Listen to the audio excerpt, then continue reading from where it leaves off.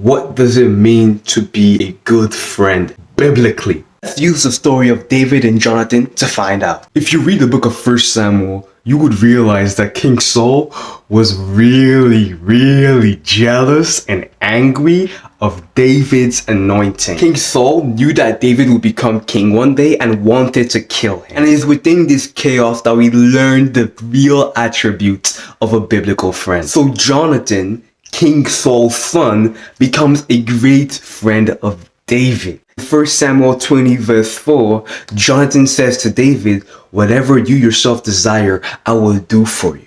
That shows his willingness to help out wherever he could. So the first characteristics of a biblical friend is compassion. The second characteristic is found in 1 Samuel 20 verse 9. Jonathan declares to never kill David, even if there's any evil in him. That means that Jonathan declares his loyalty to David for the rest of his life. On top of that, he even helps David form a plan to escape the hands of Saul. And he does this profound message towards the end of chapter 9. May God do much worse to me if I let you down.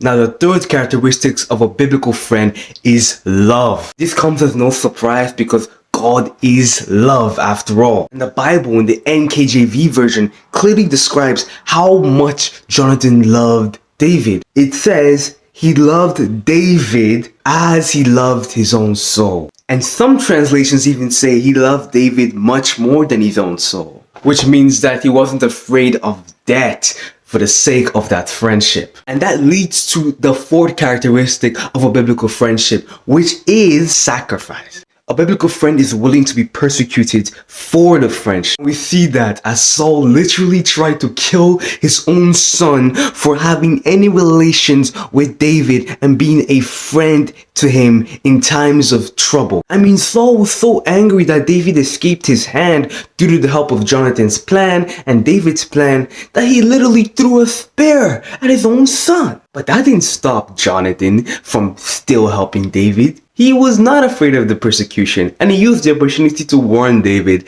to get the heck out of here. And of course, the fifth and most important characteristic of a biblical friendship is that God is at the center of it. Because if God is not at the center of it, it's gonna crumble and fall. One of the most important verses in 1 Samuel is when Jonathan continuously lets David know that God is with you wherever you go. So even though he's dealing with persecution, God is with you. And the same goes vice versa to Jonathan. God is at the center, leading them, guiding them, and keeping them in relationship together.